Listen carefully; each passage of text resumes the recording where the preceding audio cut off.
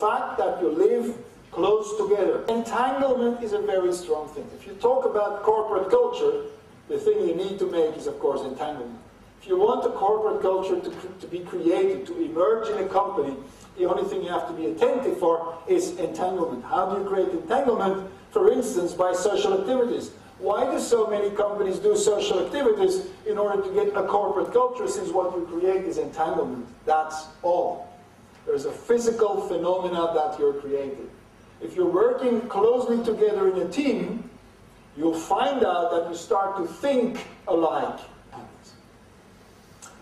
If you compare whatever we've seen now to the way of thinking about business, you roughly have a mechanistic view that is based on what I like to call a Newtonian interpretation of reality, and a more organic view that I'd like to call more based on a quantum interpretation of mechanistic view. You're rather product-oriented. In a quantum view, you rather accept that the client co-creates. Right? So there's not just a product that you make and you offer. No, you're going to co-create with your client the eventual product that the client buys. Right? In the left column, you have a business that is based on control. In a quantum interpretation, you have business that is based on emergent processes. You accept that things emerge. You want to do something, you accept that things will take place differently than what you planned originally. In a Newtonian interpretation, you seek for stability in a company, and clearly in a quantum interpretation, of course, you look for change. You're not looking for change for the fun of change. You're looking for change for the fun of learning. Learning is change, change is learning. Right? So learning is the issue. In the Newtonian interpretation of a company, you often talk about management by objectives. We're going to reach this, we're going to reach that. In a quantum interpretation, you know that your objectives will never be realized. So you learn how to manage in change and complexity, which is one of the purposes of this course. The point is not to harness complexity. The point is not to exclude complexity. The point is, how can you manage in a complex world, accepting that complexity. In the left column, processes are the assets. In the right column, learning is the asset. A strong company is a company that has a good learning capacity, that learns fast, that continuously learns, that is a learning organization. In the left column, you rather see hierarchical organizations. In the right column, you rather see human networks. Right? In the left column, you have symbolic thinking, machine-like thinking. In the right column, you have more human thinking, more fuzzy thinking, more vague thinking, more thinking by approximations. That's the industrial era. This is the knowledge era. For sure, we're living today in the knowledge era. Some quantum stories. You might not know that, but Maxwell, Planck, and Bohr, who are some of the big names in quantum mechanics, they have introduced criteria such as fertility, beauty, and coherence to prove that something is scientifically correct. It are not the exotics, it are the quantum mechanics that say something is most probably correct when it is coherent and nice. You know when the construction of a plane is correct? When it flies, right? It's very simple. And you'll probably find that the plane flies nicer if it is beautiful, if it is aerodynamic, if it looks coherent. Now, as I said, Einstein was historically one of the real founding fathers of quantum mechanics. He started first to talk about quantum mechanics, together with de Broglie and Schrödinger. That are three names of sort of the old thinkers in quantum mechanics. And they shared a commitment to a continuous wave as a basic physical entity subject to a causal description. They did not want to reject causality.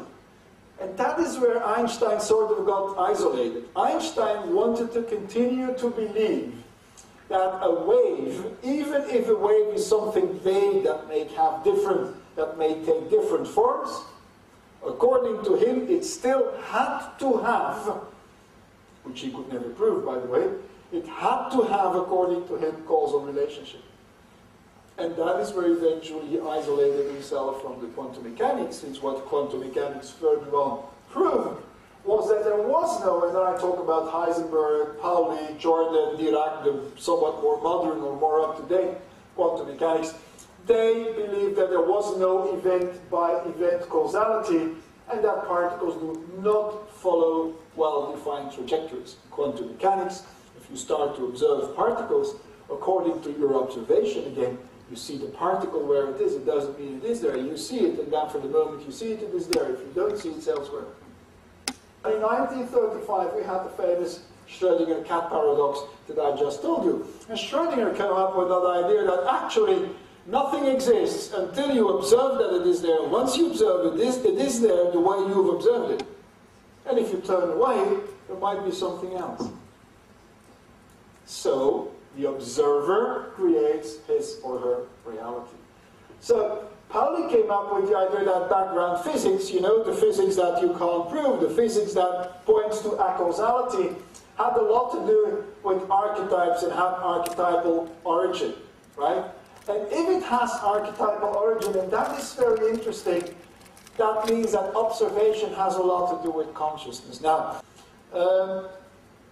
then I go to Polkinghorne. He's a current guy. He's a professor, I think, in Oxford or Cambridge, don't know exactly, who actually brought the phenomena of entanglement, non-locality, right, including remote activity.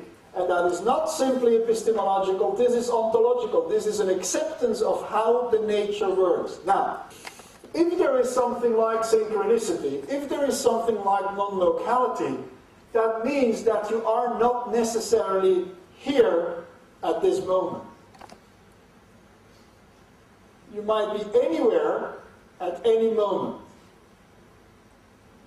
Which means that if that is true, you should be able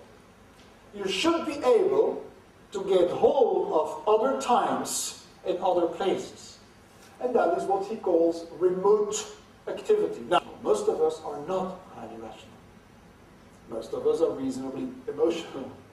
And they feel that. And the more you're intuitive, the more you feel that. You'll be in business meetings, and I warn you, you'll be in business meetings where you feel that it's going to be a success or it's going to be a failure.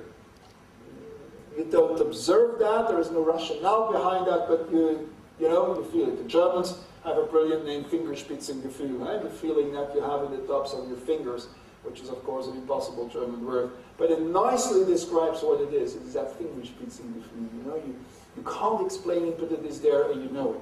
You can explain it. It is the essence of quantum mechanics. It is an essential consequence of synchronicity and non-locality. And at the end of the day, it might all be engraved, it might all be connected in what we like to call the quantum zero point, the quantum zero field. There are people that say that there is a low energy level that connects everything to everything. And that would be the explanation why indeed things are interconnected. And indeed you can realize things since you are interconnected. Right? Now, this is sort of the description of where quantum mechanics stands today. We call that the Copenhagen interpretation of quantum mechanics, since there is a so-called Copenhagen School of Quantum Mechanics, and the reason it's called Copenhagen School, since as you've seen in the names, most of those quantum mechanics are Danish, right? There's a whole active Danish school of quantum mechanics in the middle of the previous century. So that's why we call it the Copenhagen interpretation. Of course, there are many other people that now believe in the Copenhagen interpretation. And I've highlighted in blue the most important aspects of the quantum interpretation. They have identified an inherent indeterminism